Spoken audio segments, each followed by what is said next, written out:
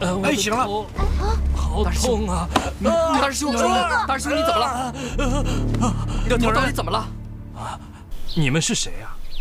为什么我会在这里啊？大师兄，你从小在这个山庄长大，你看清楚一点，我二师弟江小北啊。大师兄，你看清楚，我是三弟呀，我是老五啊，大师兄。真的不记得你们了。英雄哥哥，那你再仔细看看我，你一定认识我，你救过我的，对不对？我呀，就是最可爱的顾人怨。我不记得了，我真的不记得了。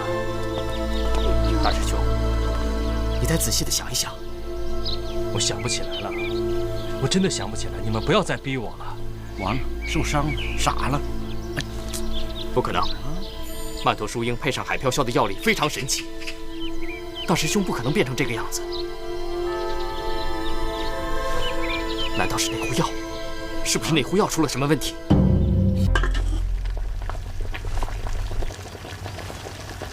这药味吃了药，英雄哥哥会变成什么样啊？这还用问吗？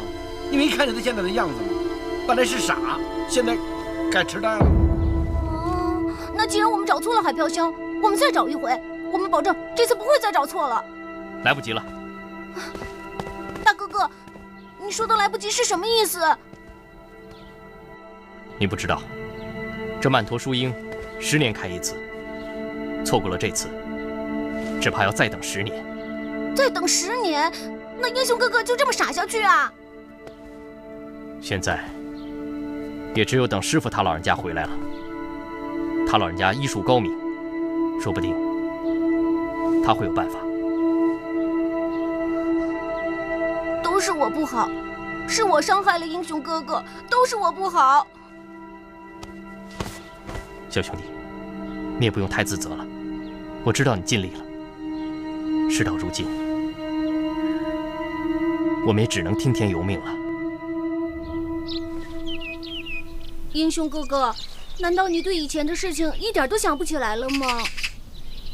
我连自己叫什么名字都不知道。啊，对了，这是什么地方啊？我为什么会在这儿啊？这里啊，是折剑山庄，你从小就在这里长大的，你也不记得了？不记得。是我姐姐让我跟马上飞送你来这儿的。你受了伤，我们得让你师傅救你啊。英雄哥哥，你受了伤你也忘了？想不起来了。你再仔细想想嘛，当初我们离开无锡的时候，你还被人暗算，还被人刺了一刀呢。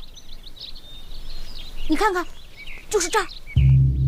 哎，这衣服上怎么破了一个洞啊？你是不是想起什么了？好好的一件衣服破了一个洞，真可惜。去补一补吧。那英雄哥哥就这么傻一辈子吗？不行，我一定要帮他恢复记忆。这本《道德经》教我们做人的道理。刚才我把前面21章都给你念了一遍，一会儿呢，我念一句，你跟着念一句。如果你念得不好，那你就输了。可是你刚才念的好像我都会啊。你以前背过呀？好像背过。哎呀，你肯定没背过，你才刚听我念了1遍，背不出来的。是真的，如果你不信，我背一遍给你听。《道德经》第1章：道可道，非常道；名可名，非常名。无名，天地之始；有名，万物之母。停！为什么停？是我背的不好吗？你背的太好了，好的都不像话了。你才听我念了1遍，怎么就能背出来了？老师说我背得好，那我是不是可以吃苹果了？哎，不行，你作弊！作弊？作弊是什么？怎么可能呢？你才听我念了1遍就会了，你以前肯定背过《道德经》。我没有啊。我不信，我要考考你。《道德经》第5章是什么？天地不仁，以万物为。第17章。太上下之有。第56章。知者不言，言第77章。天之道，由其彰。《道德经》最后2句是什么？圣人之道，为而不争，对吗，老师？你气死我了！哎呀，气死我了！你干嘛？气死我了！老师，你别别生气呀、是不是我背的不好惹你生气了？要不这苹果我不吃了。你吃吧。小飞，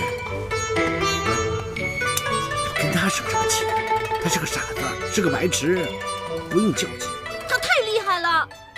这本《道德经》，我爷爷教了我1年，我连一半都没背出来，他一下就背出来了。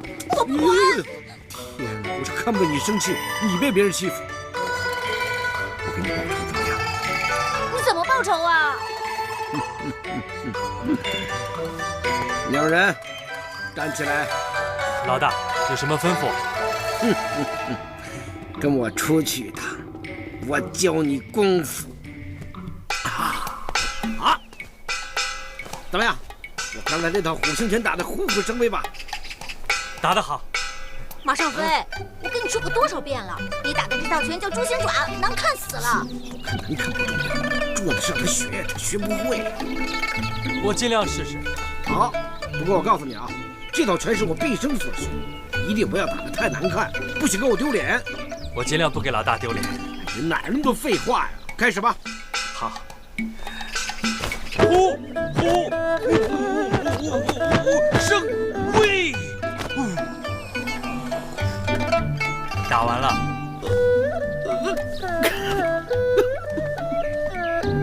怎么了，老大？我给你丢脸了吗？我哪里做的不好？你告诉我呀！你没做的不好，是做的太好了。我给他丢人了吗？为什么他捂着脸啊？还要摆手？你没给他丢脸，是他自己丢了自己的脸。胡说！我真的没有想到，我这套拳原来打得这么好，而且我教人教得这么快。原来大家都在这儿啊！顾少爷，马壮士，你们在商量什么事啊？怎么了？是不是下人怠慢了二位？是谁啊？你们告诉我。是他。大师兄。我真的不知道自己做错了什么。二位可能是误会了，我这位大师兄文武兼备，从小便是个习文练武的奇才。这种小事，二位可不要放在心上。比怠慢还狠，唯一一点自尊都让他给伤害没了。这是怎么回事？他太厉害了，我教他读书，他读1遍就背得滚瓜烂熟。马尚飞教他练武功，他立马就学会了。我们太丢人了。原来是因为这个。真是一个师傅教出来的，他还幸灾乐祸。二师兄，灵儿，我和其他几位师兄有事要跟你商谈，跟我走。二位，我有事先走一步。去你的吧！去你的吧！别以为我是要跟你承认错误，我只是想告诉你，大师兄再不走，折剑山庄就会面临很大的危险。灵儿，我说过了，不许任何人再提大师兄离开的事。二师兄，小师妹这次说的没错，朝廷确实派了一个钦差带着锦衣卫来到咱们东山县。师傅已经多年不问官场之事，是不是来了锦衣卫，是不是来了钦差，跟折剑山庄没有关系，跟大师兄更没有关系。可是，二师兄，你想想，大师兄刚被朝廷通缉，偏偏这个时候，朝廷派钦差和锦衣卫到咱们这个地方，你不觉得这二者之间有不寻常的关联吗？所以，我希望你这个代理庄主能看清楚眼前的形势，到底是大师兄重要，还是折剑山庄重要？你们不用再说了，我不会同意大师兄离开。二师兄，你别再执迷不悟了。我知道你心里非常的清楚，大师兄他是个危险。就因为我很清楚，大师兄处境非常危险，所以我更不能让他走。你，目前，折剑山庄是唯一可以保护大师兄的地方。师父因为救驾有功，先皇御赐了3道免死铁券，所以，就算朝廷知道了大师兄在折剑山庄，他们也不敢怎么样。可是为了大师兄，你觉得得罪朝廷钦差和锦衣卫值吗？你觉得不值吗？大师兄从小和我们一起长大，是我们的兄长，更是我们的亲人。在这个时候，怎么能逼他离开呢？可是没有可是。我相信，如果师傅他老人家在，也会同意我这么做的。二师兄，二师兄，你小师妹，你我都了解二师兄的性格，一旦决定的事，很难改变。我不管。折剑山庄是我爹用尽半生心血创立的，我绝对不能让任何人毁了它，绝不能。必要的时候，我会不惜任何代价。小师妹，你不要干出什么傻事啊！就算干出什么傻事，也是为了折剑山庄。三哥、五哥，我希望你们能帮我。大师兄，我们找你有事，跟我来。大师兄，接着。这是干什么呀？请大师兄指点见招。指点见招，我不会啊。大师兄，你就别再谦虚了。在折剑山庄的弟子中，就属你的功夫最好，而且你还官拜神机营的千户大人，在我们心目中，你是不折不扣的大英雄，更是我们心目中的好榜样。其实我们早就想请教功夫了，大师兄，千万别让我们扫了兴致啊！哎，我大师兄接招了！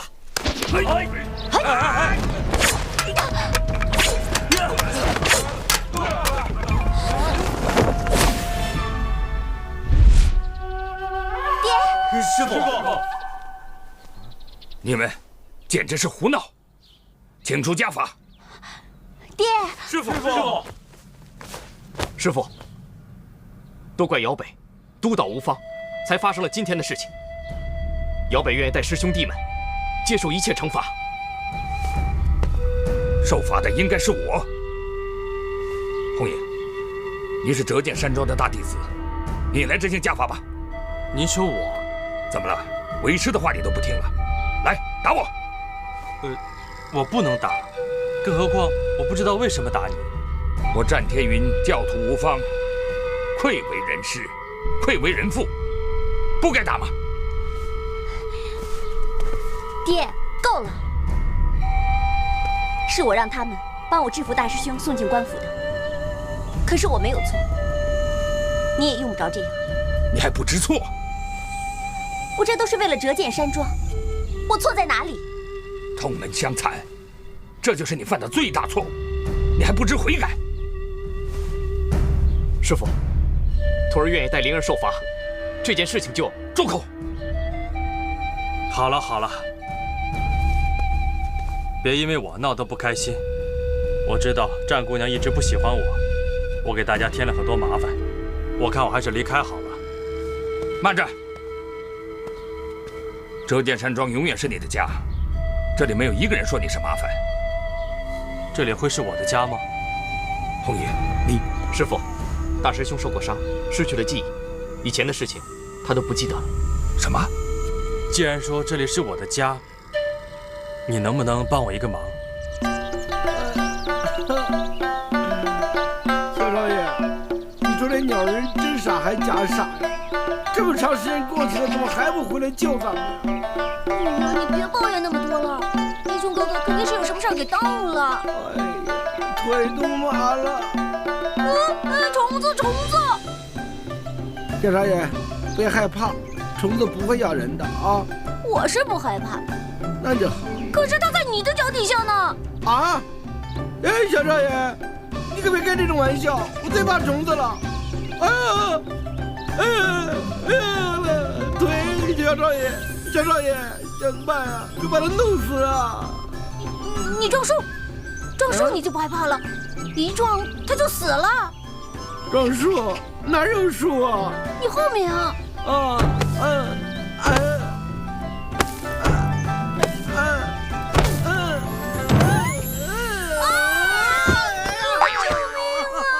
救命啊！虫子没事，你差点把我压死。你出这破主意啊！哎呀，救命啊！你们没事吧？什么没事啊？差点死了。也别说那么多了，英雄哥哥，你找到人来帮我们解决了吗？哎呀，我老夫听姚北提过，想必二位就是红影的救命恩人。对，是我和我家小少爷救的红影。那您一定就是折剑山庄的庄主战天宇，战大侠了。